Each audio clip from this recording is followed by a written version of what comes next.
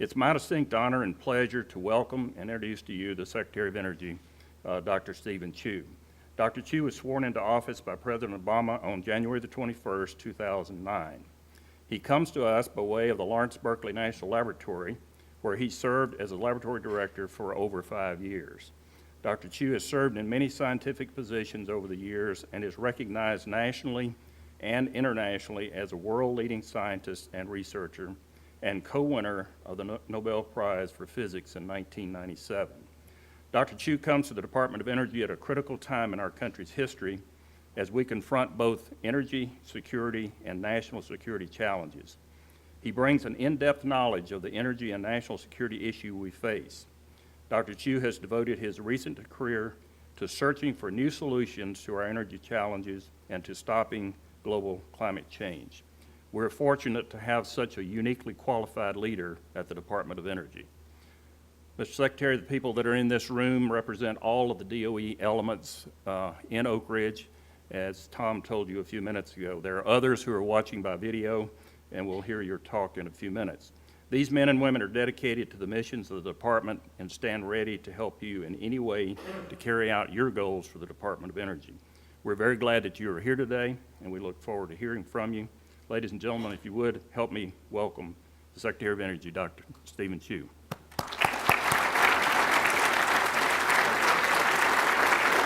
Okay, thank you.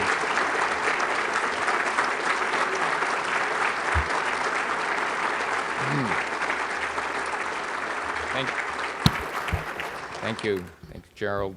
And also thank you, Governor, Congressman Davidson Wamp, President Shimkin, all of you for being here. Let me just start this show. So, I'm here to talk about the energy challenge we all face, and Oak Ridge will play a major role in overcoming this energy challenge. Oak Ridge has earned a world-class reputation as a well-managed Office of Science lab, and for that reason, we're going to announce today, I'm announcing now, that there will be a 5-year extension.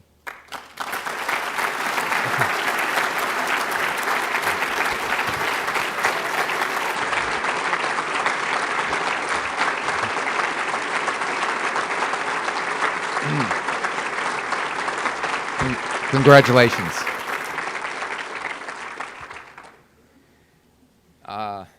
Okay, it's downhill from here on in. So, and anyway, let me just say that the comments made, the many comments made of the partnership between Oak Ridge Department of Energy and the University of Tennessee are right on.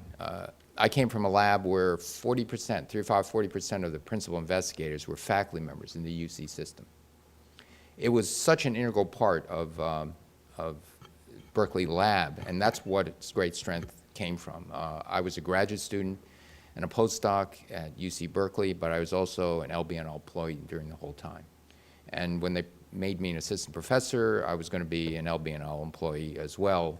And as you, for those of you who were with me yesterday, the plan was I was going to take a 2-year of absence, go to Bell Labs, because I was, spent 8 years at UC Berkeley, and I was really given the option to start my research group then, or to take a 2-year leave of absence and go somewhere to learn something new, because there's a great deal of discussion about being toilet trained in a single place. Maybe I didn't have a perspective of science, and so I did go to Bell Laboratories, and after a 7-year leave of absence, I came back. The missions of the Department of Energy are central to the prosperity of our country. We want to decrease our dependency on foreign oil. We want to mitigate against climate change.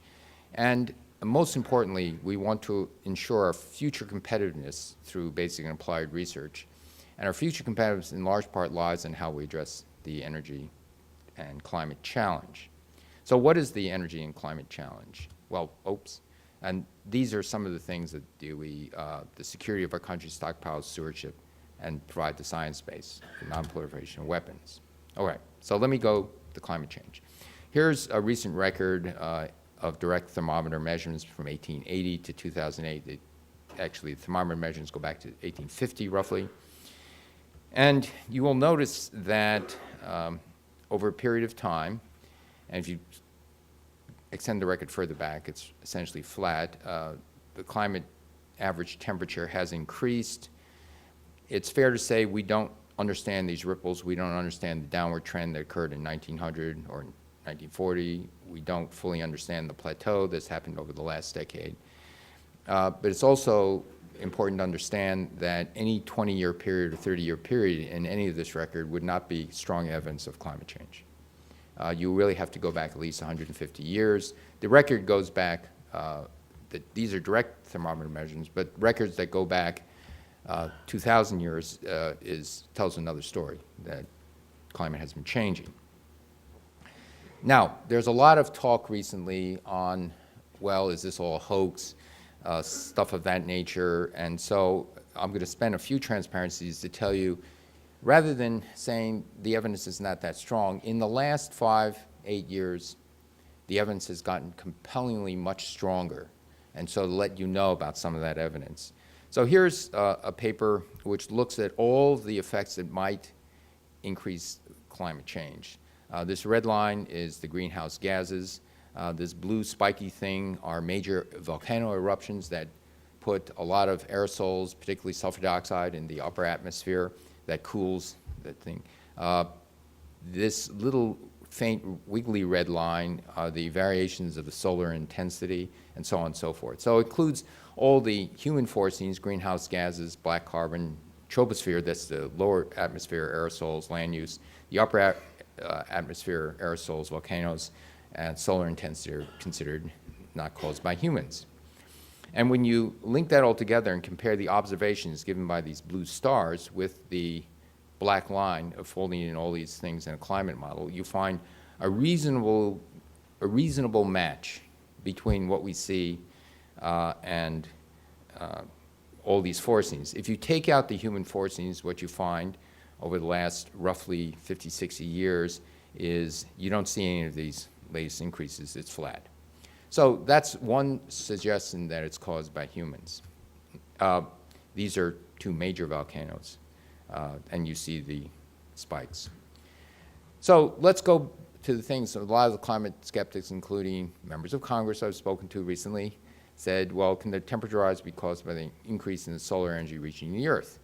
And so that was that faint little red wiggly line. This is the 11-year solar cycle, and this is the global temperature average over the last 30 years. So this is now measured by satellite. So then you say, well, okay, it's not the solar intensity, but you forgot about sunspots. After all, sunspots were crucial to that, and so what about sunspots? Well, it turns out with our satellites we measure everything. The sunspots, the solar flares, the radio emissions, and the solar intensity. They all have that 11-year cycle, averaged over 3 cycles, nothing's changing, okay? So the sun isn't the culprit, at least in the last satellite measurements.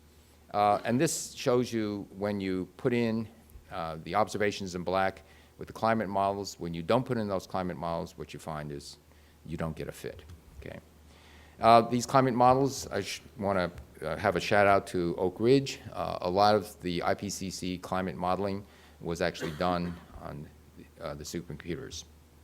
So where are we? This is a picture from 2008 of the CO2 emissions going back 800,000 years from carbon dioxide that's been trapped in the Antarctica long-lived glaciers. So where are we? We're not right now at this level of carbon dioxide. It's higher not only in the past 800,000 years, it's higher than the past 2 million years. So it's off that scale. It's not a small shift. It's 40% increase in the carbon dioxide. If you include all the other related greenhouse gases like methane and other, the carbon dioxide equivalent is an increase of roughly 50%. In an optimistic scenario, we might level off the carbon emissions at 500, 550. In a pessimistic scenario, it might go to 900. So this is to impress upon you, we're not talking about a 1%, 2%, 5% effect. We have changed something in the Earth. Now, you can say, how do you know this carbon dioxide has anything to do with humans? After all, These changes in carbon dioxide had nothing to do with humans. Neanderthal man was roaming around the Earth about this time, and you can't blame it on Neanderthal man. Okay? So what about this? Well, okay, so here's the carbon dioxide. These are direct measurements of carbon dioxide. These are so-called proxy measurements of carbon dioxide trapped in glaciers. I'm going to focus on one of these graphs. This is the change in the ratio of an isotope of carbon, carbon-14, with carbon-12, the normal isotope. Now, why is carbon-14 special? Carbon-14 is made in the upper atmosphere by the bombardment of cosmic rays, and they hit nitrogen-14 and they turn into radioactive carbon. That carbon dioxide mixes from the upper atmosphere to the lower atmosphere into all living things on Earth. You incorporate carbon-14, radioactive carbon-14 in your bodies, and when you die, you're no longer at one with the biosphere. You've now been shut off mostly. And so what happens is whatever carbon-14 is in your body at that time begins to decay, and it decays with a half-life of 5,700 years. Now, if some of that organic matter, whether plant or animal, gets fossilized and goes underground, it too is cut off from this continuous mixing. And so after 1 million years, it's no longer radioactive.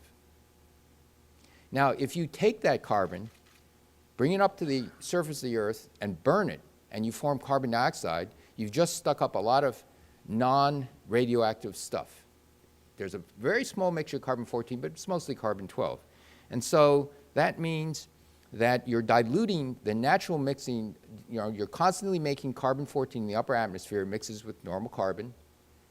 There's a lot of carbon that's now stuck under the ground that happened over 100 million years or 200 million years. Now you take some of that other carbon, you stick it back up, you dilute the amount of radioactive carbon, and what happens is the amount of radioactive carbon has been going down.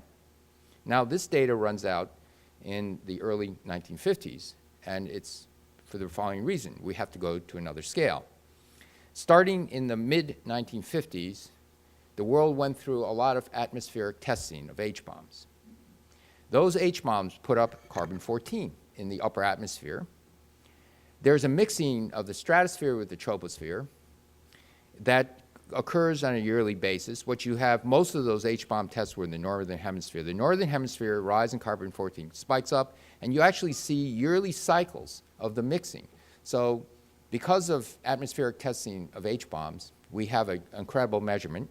We have a measurement of the mixing of the stratosphere with the troposphere. We have a delay between the northern hemisphere and the southern hemisphere of about 1.5 years because that's the hemisphere mixing time. The atmosphere then gets absorbed, the carbon-14 in the atmosphere gets absorbed by the ocean. This is the uptake of the ocean carbon-14, another measurement of the mixing time, a couple of decades, followed by the southern hemisphere. So this is decaying, decaying, decaying, but it's still going down too fast. It's not consistent with the end of nuclear testing with the lifetime of 5,730 years, okay? The residual going down, again, is the fact that we're putting more fossil fuel carbon in the atmosphere. So this is a very strong fingerprint. It's humans. And, oh, by the way, we actually have quantitative mixing times to help with our climate modeling as well. Okay, so it is not only carbon increase, it is carbon increase due to humans.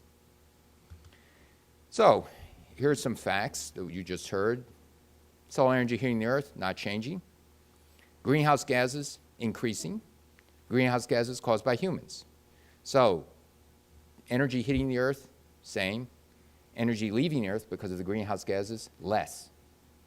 So the question is not whether the Earth is going to warm up, it's how much it will warm up. Okay? This is a, you know, a different conversation. This is conservation of energy type of stuff.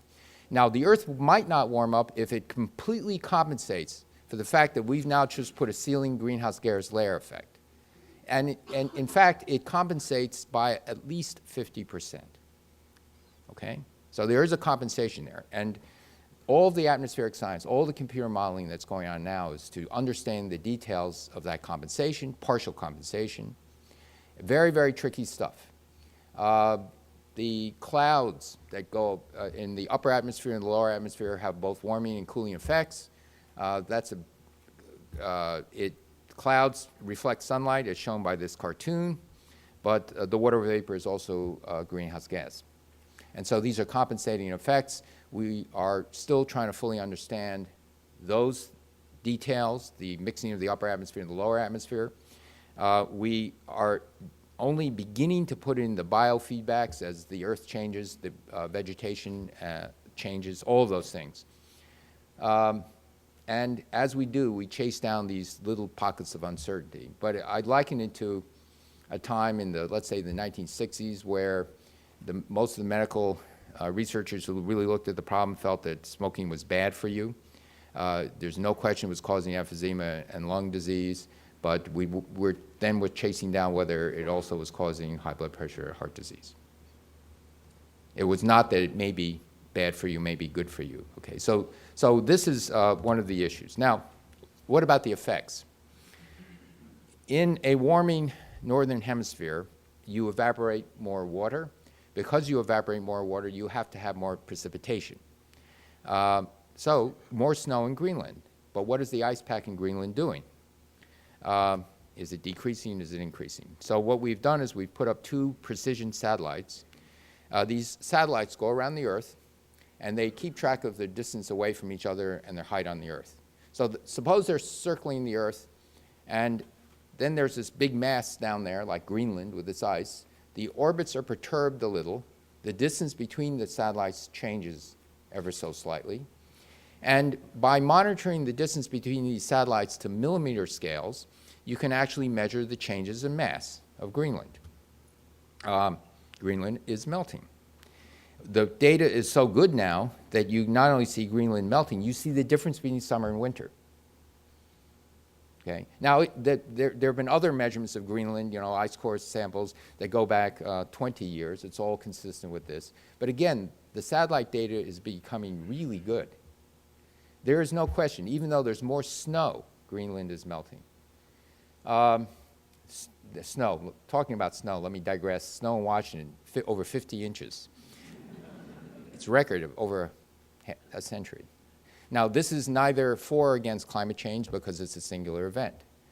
So let me say that in the outset. However, what do climate models predict? They actually predict more winter precipitation and early spring precipitation in the U.S. and less precipitation in the growing season, the late spring and fall, especially in the grain areas in the United States. So while you can't say lots of snow, people say, I hear, proof that it's climate's not changing because look, we got the biggest snowstorms. It's actually more consistent with climate change, but let me just say a single event doesn't show anything. Okay, so I can go on for several hours on a stronger and stronger case being made for the fact that the climate is changing. But so this is why climate scientists are getting more and more worried about this, and others, but however, others remain unconvinced and afraid taking action will hurt our economy. And so is there a reason for hope?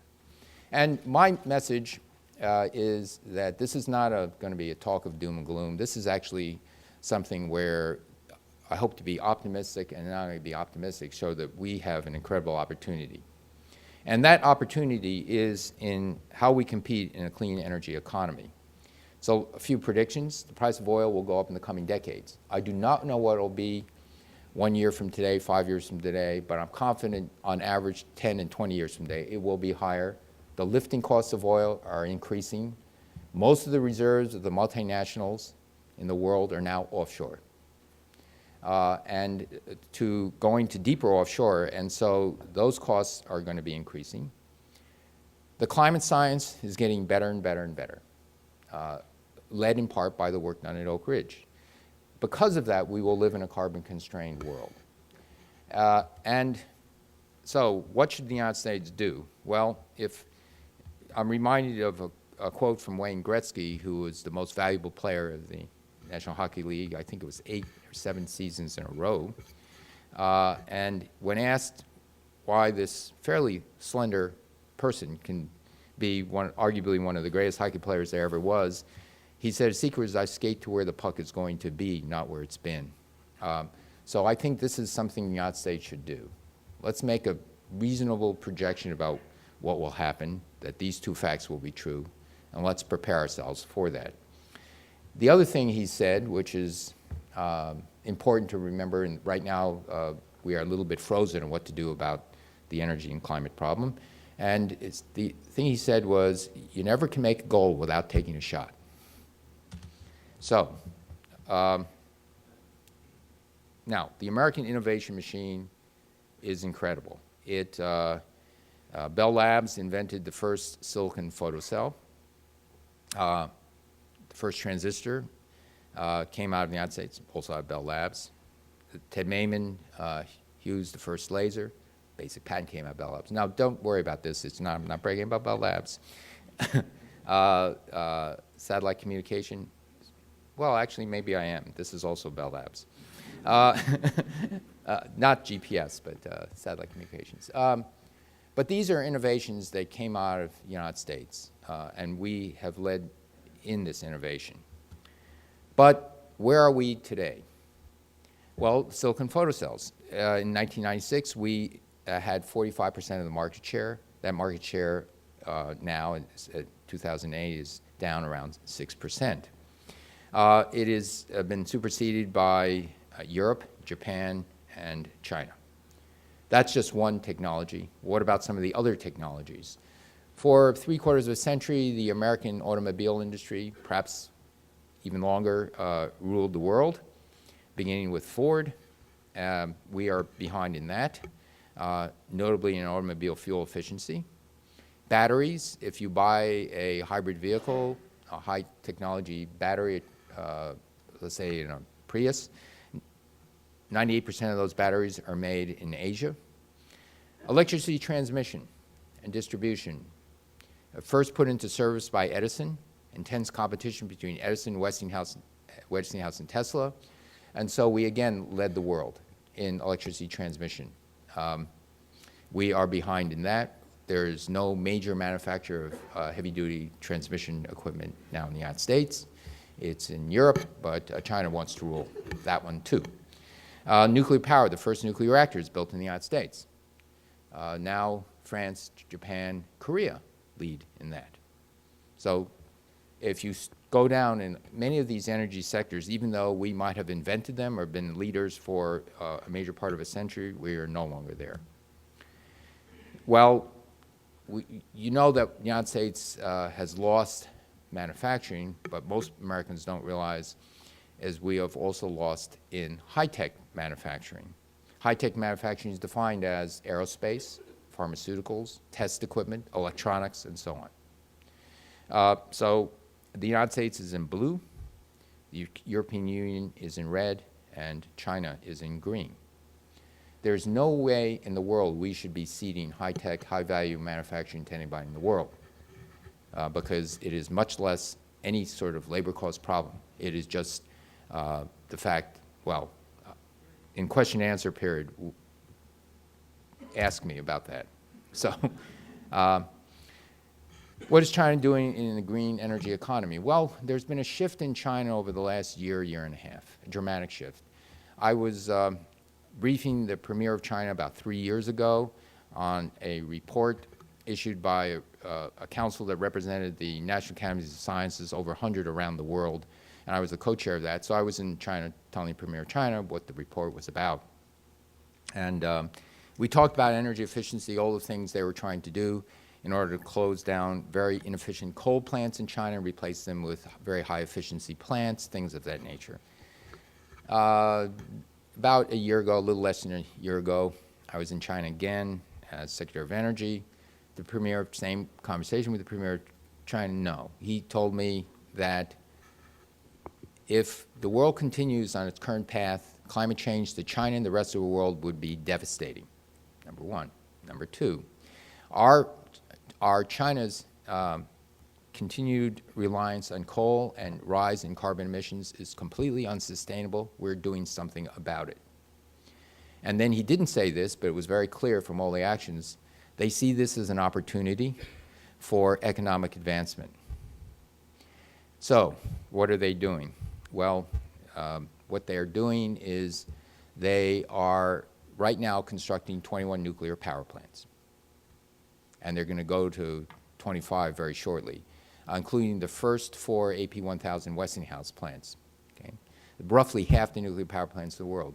They are have built the most efficient coal plant, but they're diversifying from coal. They're shutting down their old inefficient plants, but they're also partly converting to natural gas because it is cleaner. They are hosting the carbon capture, I think it's the clean, I forget the exact name of it, I'm terrible with acronyms, but it's an international group that looks at carbon capture and storage a year and a half from now. They, in fact, are signed an agreement with us, the Department of Energy in the U.S., to work on energy-efficient buildings, clean automobiles, and carbon capture and sequestration. One company is investing $88 billion. There are 2 major companies in China for electricity transmission distribution, $88 billion by 2020 to build high-voltage AC and DC lines from the western part of China, where the renewable energy sources are, to port them to where the population centers are in the eastern part of China. They have the highest voltage AC line in the world. It's 1 million volts. They are about to turn on, or just turned on, the highest DC line, 800 plus or minus 800 kilovolts, and have a 1 million volt DC line on the boards. This is much in excess of anything else in the world. So they're the leaders in that now. Okay? They can send electricity over 1,900 kilometers and have the same losses, 5–6%, that we have over a couple hundred miles. Okay. Okay, they're serious about this. And while motivated by climate change, they see the economic opportunity. So the Recovery Act is made an $80 billion down payment on clean energy economy. It's not only to create jobs, but the President wanted so much to create something that would start to rebuild our infrastructure. It's created 2,000 jobs here at Oak Ridge National Laboratory. It's accelerated the environmental cleanup with over $800 million there, and its investments in science, as you see. So that's a start. So what do we need to do going forward? We've got to use energy more wisely. This is one example of refrigerator efficiency. This brown curve, the average size of refrigerators. In the mid-1970s, the average size was 18 cubic feet, going now to 22 cubic feet, flattening out. The increase in size is only flattening out because of the size of the kitchen door. You notice they're making the refrigerators wider. Now, as the size increased, the average energy used per refrigerator went down, starting with some California standards becoming national standards. The average energy used in refrigerators has decreased by more than a factor of 4. The manufacturers said when California began with these standards, you can't do this. The American homeowner can never afford this, and they fought it tooth and nail. But in the middle of the 1970s, something remarkable happened. Both the Democrats and the Republicans in California got behind it and said, we have to push toward energy efficiency, cleaner forms of energy, so on and so forth. All of a sudden, the lobbyists were out of it. They gave the job to the engineers. The price of refrigerators, inflation adjusted, went down by a factor of 2. Why? It's because a better insulated refrigerator meant a smaller compressor, meant a cheaper refrigerator. A better insulated building means less HVAC, means a cheaper building. All sorts of things can happen if you look at the entire system, okay? Now, this is just refrigerators, and you think, well, that's nice, good story, but did it really have material impact on our energy consumption? The amount of energy we're saving with today's present refrigerators is more than all the wind and solar energy we create today. Just refrigerators, okay? So energy efficiency is a very big deal. We can probably save at least a factor over, it's going to take a while for the change out infrastructure and refit, but at least a factor 2, probably a factor 4 in energy in buildings, which is 40% of all our energy use. Okay? Oh, the best technology is down here, another factor too. That's the best existing technology being sold today.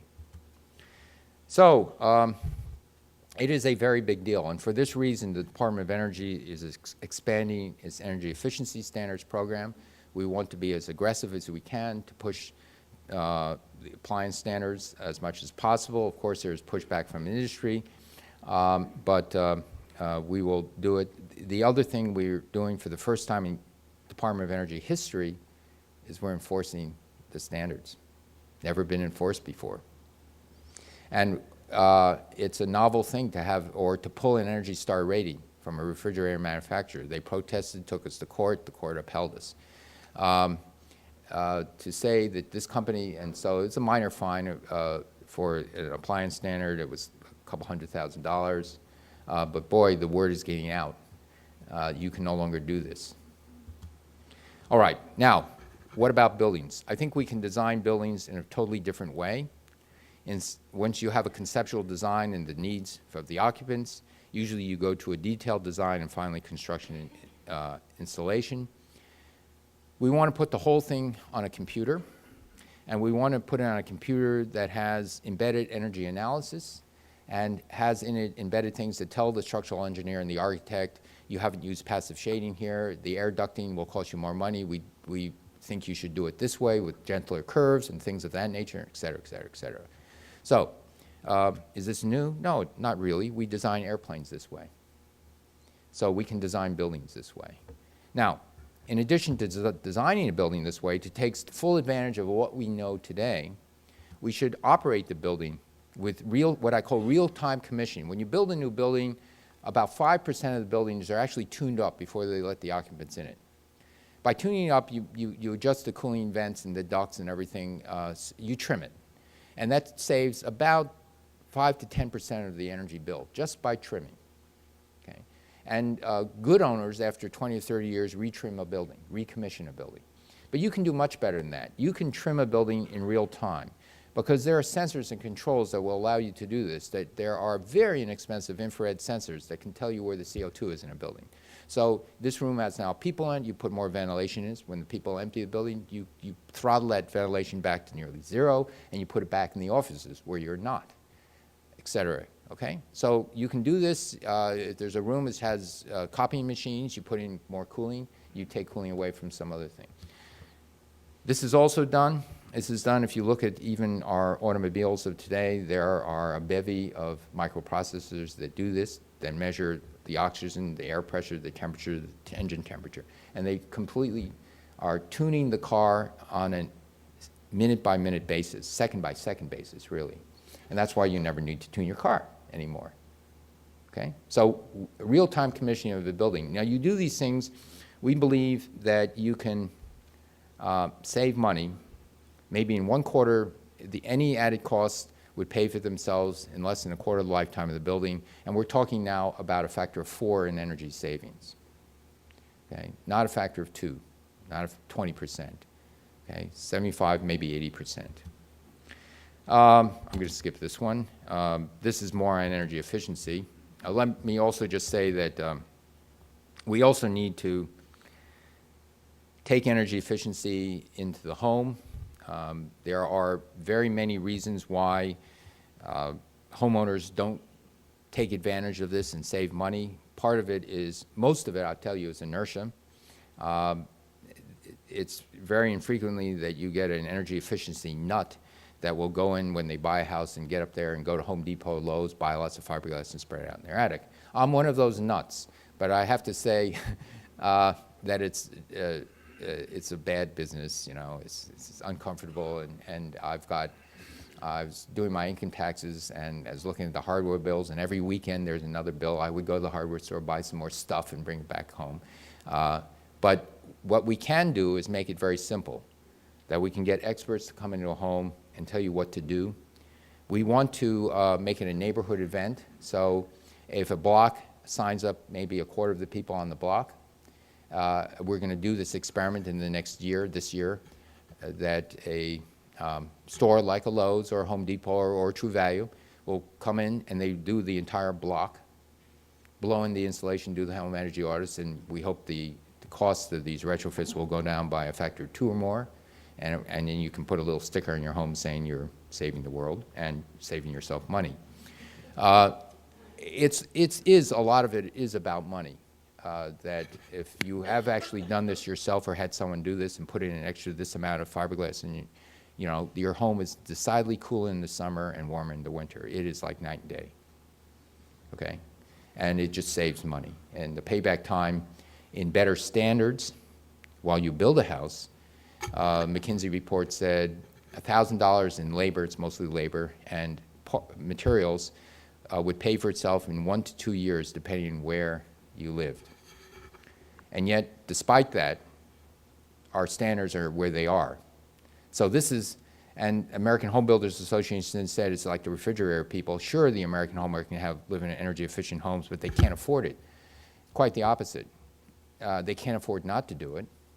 That you pay for itself in 1 or 2 years means that it's a false choice to say I'd rather have a granite kitchen top rather than more insulation. You can have that granite kitchen top the first year and the second year and the third year, and okay, and you can more granite and all the granite you want.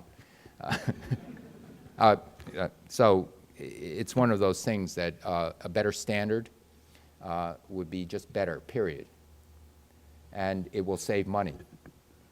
So this is something very important. That's a state and local issue, but I use my pulpit to convince people that how important that is. We need to develop and deploy low-carbon technologies. For example, with renewable energy, solar and wind are great, but what happens if they get to be 20, 30, 40% of our electrical supply? They're less than 5% today. All right? At 5%, it doesn't really matter. You have fossil fuel generators, they're online, you throttle them up and down a little bit. But when you get to 20 or 30%, it becomes a very big deal. We need a smart grid to manage these two-way flows. We need to develop storage capacity. This is pumping water up a hill. It's amazing. The electricity used to pump the water up the hill, all the frictional losses, all the evaporation losses up there, and the round-trip efficiency is 70 to 85% efficient. Very, very efficient, large scale. We have not yet coordinated pump storage deeply into our system, and yet we have to. We're going to be researching compressed air storage. It can be 60, actually it can be now 70% efficient, but that needs to be on there.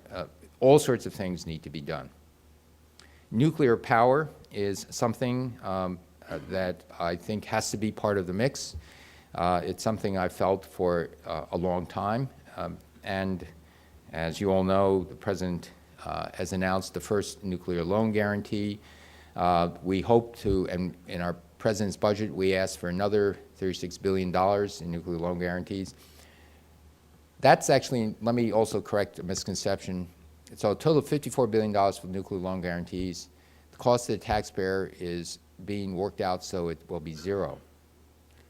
That, for example, in the first set of companies we financed for 2 nuclear reactors, they're A-rated companies. They have power purchase agreements already, but because of the financial markets, they can't get the loans they need. So the U.S. government loans them the money with a payback schedule with liens on their assets so that if anything, if there's a total failure, there's a risk, but we don't think there'll be a total failure. And so the net cost to the taxpayer, we have to convince the OMB that the net cost to taxpayers is zero. They won't let us make these loans unless it's zero, okay? So, so we hope that after 7 or 10 new nuclear reactors of various types built, that the financial markets will know that you can build these things on time, on schedule, and especially with a price on carbon that will tilt the balance towards nuclear reactors. I believe the nuclear waste issue is definitely solvable. There's a Blue Ribbon Commission looking into that. We know a lot more than we did in the early 1980s when the Nuclear Waste Act was written, and we can do a better job. Nuclear proliferation is a concern. It requires international cooperation, and the Department of Energy and, in fact, the U.S. government is at the center core of trying to lead the way and reducing the risk of non-proliferation.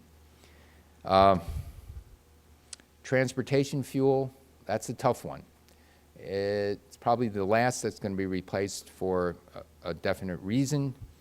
If you look at the amount of energy per unit volume and the amount of energy per unit weight you can put into something, it turns out so that when you're up in this area over here, that's the best, highest density energy you can contain. That's diesel fuel, gasoline, kerosene, and body fat.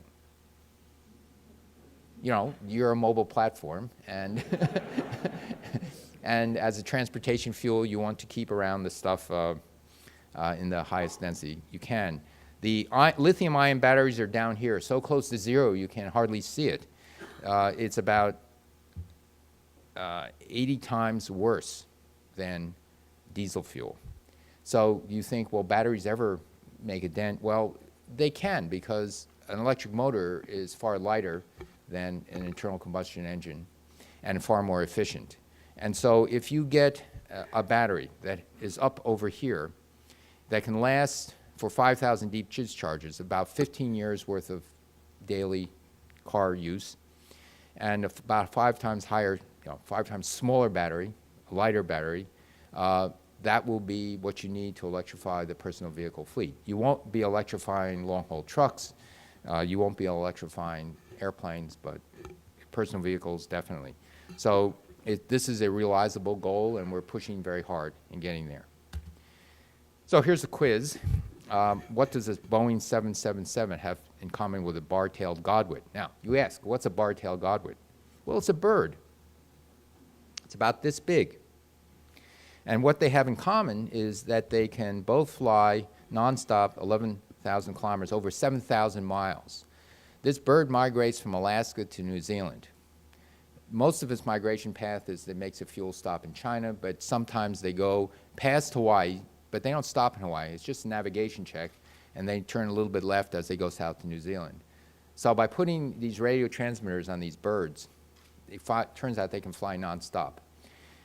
When a 777 takes off, 45% of its weight is in jet fuel. When a bar-tailed godwit takes off, 55% of its weight is in body fat. It lands one skinny bird.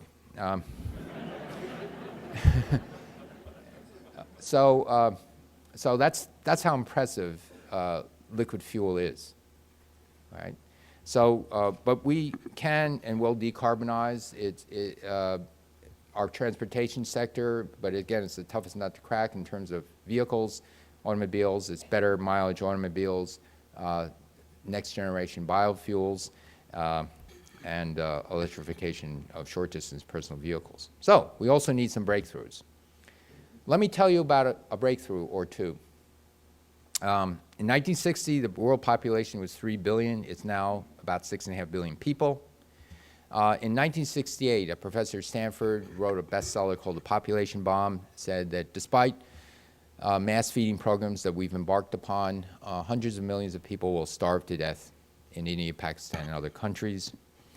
In 1970, Norman Borlaug got a Nobel Peace Prize for his work on hybridized dwarf strains of wheat.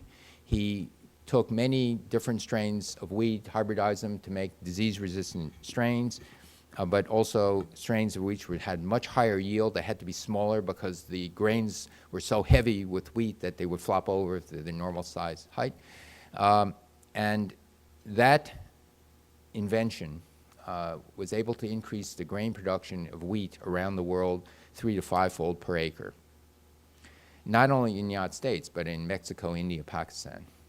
And so what happened is that grain production in the world rose with these blue and red curves. The amount of area put under grain production, not only wheat but corn and rice, actually is flat. Even though the population increased more than doubled, the amount of land put under agriculture use for grains was flat. And this is a revolution. There was another revolution at the beginning of the 20th century where a similar crisis was impending. Europe had depleted soils. It was beginning to fertilize. The source of fertilizer, first they used bird guano. That's a technical term for bird doo-doo. But that ran out, and so they had saltpeter as a nitrogen-based material. from Chile, and they were beginning to run out of that as well. And so what happened is there was a prediction made by an incoming president of a British society that said we'll see mass starvation by 1930. It was 1898. And he turned to the chemists and said, you've got to help us. We need something. We need an artificial substitute for saltpeter. It set off a race, a scientific race. Some very distinguished chemists joined in that race. Two to-be future Nobel Prize winners tried and failed. Another person, Fritz Haber, tried and succeeded, was awarded a Nobel Prize for his work in chemistry.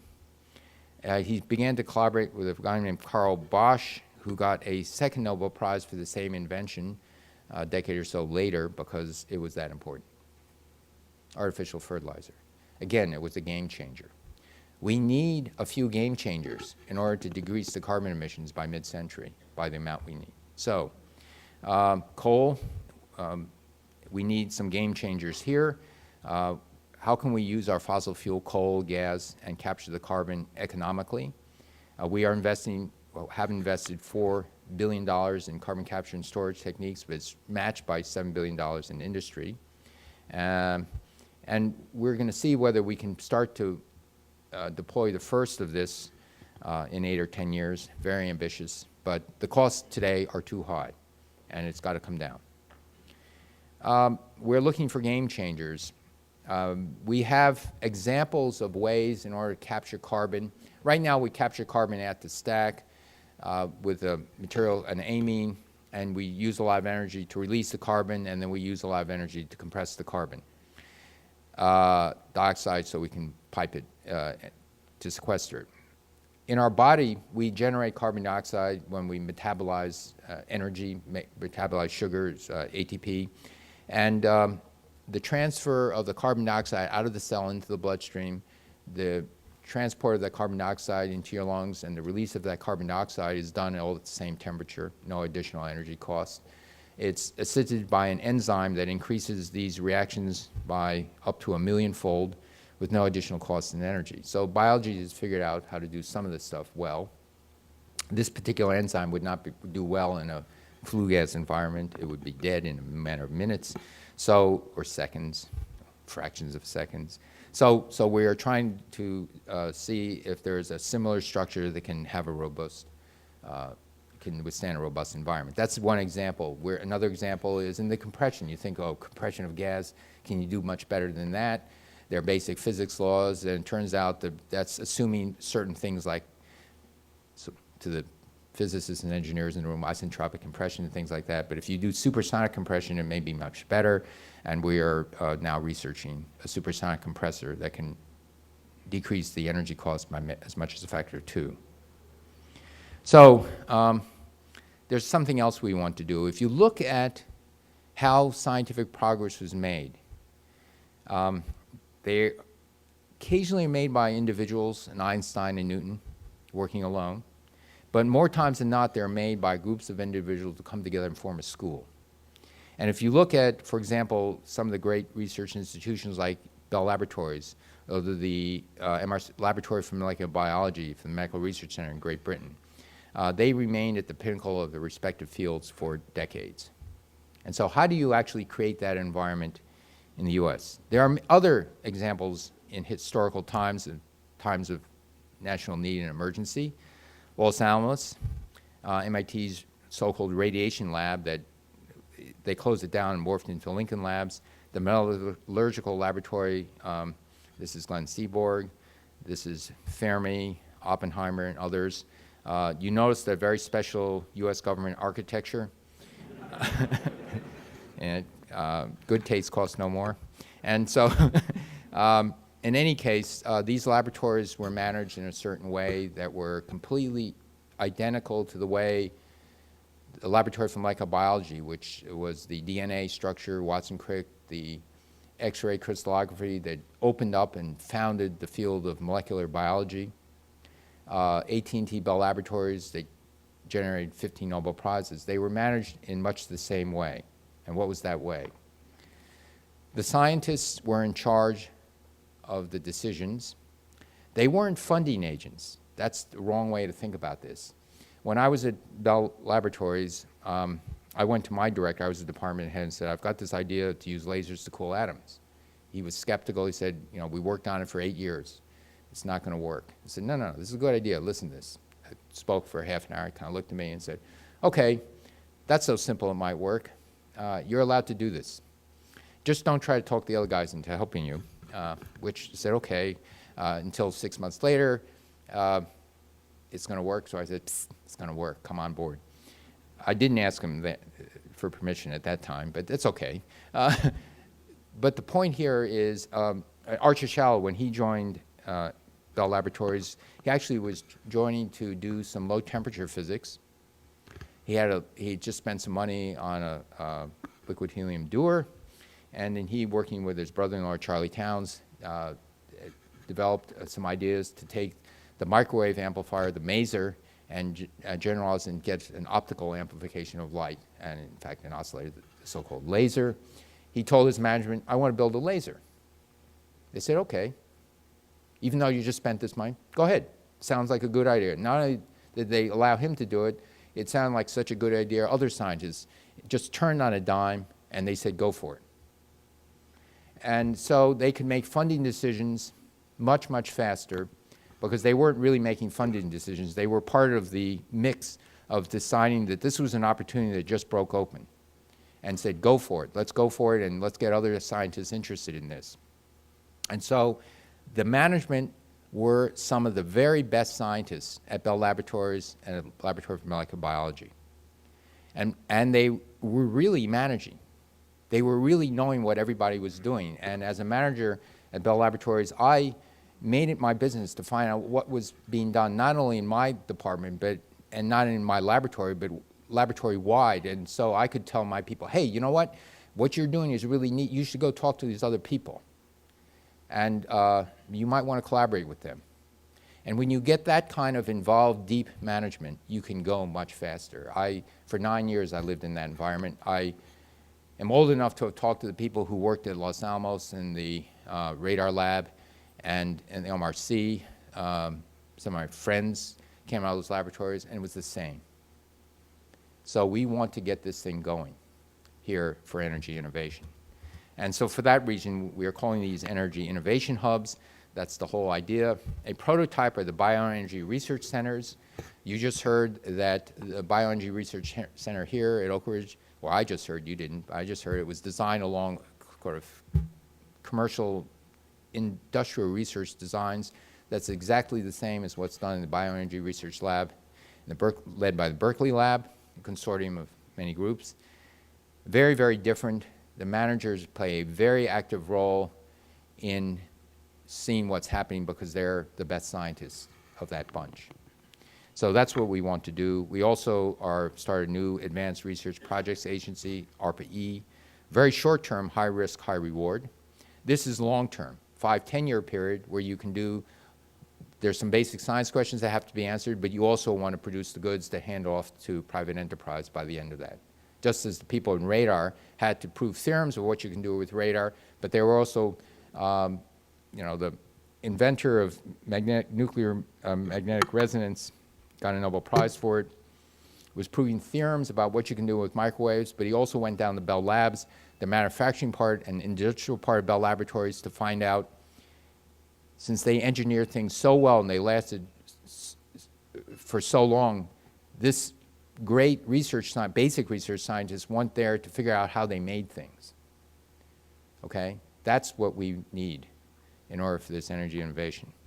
So what in the hubs, where the hubs are long-term, the ARPA-E is short-term, the Energy Frontier researchers are going well, they're university-sponsored. Let me tell you one example. If you look at aluminum smelter, you've got a lot of cheap energy. You can make aluminum. The way you make aluminum is you dissolve this stuff, you put a huge electric current in it, you play out the metal.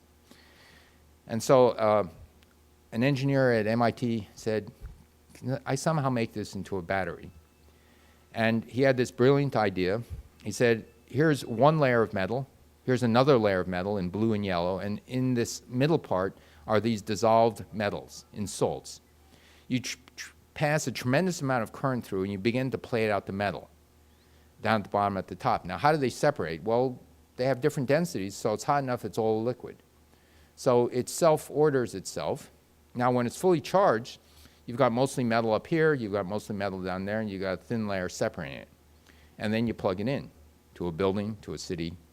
Now, what's good about this battery? Well, it's scalable. You can make it this big, or you can make it a swimming pool size big, a room size. Okay, the lithium-ion batteries that are now going into cars like the Chevy Volt, the fundamental cell is about that big still. And they just stack them. Okay? So all of a sudden we have a battery that's scalable. We hope that this battery can decrease the cost of energy storage by about a factor of 10. It's self-healing because it's a liquid. So it should be infinite number of discharges. So it's got a lot of good features. We're going to give them 2 years, 3 tops, and see if it works. If it works, great. It's going to be a company. If it doesn't work, well, we tried. The point is we're looking for home runs. We're not looking for small incremental improvements in lithium-ion technology. And so I think the folks at Oak Ridge and other national laboratories, think of what you have, the number of top quality scientists you have, your collaborations with universities around the area, your extraordinary facilities, and you have an opportunity to invent new technologies to create a new American prosperity, to enhance our security and save our planet. And the national labs are a primary asset. Now, we will do our part in headquarters. I think the relationship between the national labs, the site office, and headquarters are uneven. They have to be improved. We at headquarters are making too many compliance demands that are then passed down by the site offices to the national labs, so I don't think add value. And so it's time to return to the government-owned, contractor-operated governance, and we're working quietly, but we were determined to decrease the compliance. So we'll let the contractors like Patel, who've done an excellent job governing the lab and the laboratory management itself, and the University of Tennessee, they're doing a good job. And so we in the DOE, both in headquarters and the site office, should be seen as facilitators of this and partners of this work, not overlords of this work. So let me close by reminding you of one of my favorite pictures. It's Earthrise, taken by the first Apollo mission that went and orbited the moon. And you see this very bleak lunar landscape. You see a very warm, inviting Earth, and there's a real strong take-home message. There's nowhere else to go. Now, so we came all this way to explore the room, said Bill Anders, the astronaut who took the photo. And the most important thing is we've discovered the Earth. Since this photograph was taken, we have discovered that humans are altering the destiny of the Earth. And I hope I convince you that there's growing stronger, compelling evidence that suggests we are doing this and the outcomes may not be good. So we have to get moving. Why do we have to get moving? Because it's going to take a long time to make this change. So Martin Luther King in 1967 spoke, he was speaking about the war in Vietnam, but it's actually, his words are more true about our climate and energy challenge than they are about Vietnam. He said, "We are now faced with the fact, my friends, that tomorrow is today. We're confronted with the fierce urgency of now. In this unfolding conundrum of life and history, there's such a thing as being too late." It will take 20, 30, 50 years because of the huge infrastructure, because it will take time for Americans in their homes, Americans in the factories to adjust. And if you look at the time it took to go from wood to coal, coal to oil and gas, those were 60, 80-year time periods. If we take another 80 years to make this transition, it will be too late. So we have to accelerate the transition, but nor will it be done in 1 or 2 decades. And so it's a challenge, but it's an opportunity, because the country that leads in this new industrial revolution, a revolution that gives us the energy we want and have gotten used to, and the energy that the developing world wants, but in a carbon-free world, is a deeper industrial revolution than when we had before. It will require all the ingenuity of all of you people, all the hard work of all you people. But it's something where, you know, failure is not an option. All right, thank you.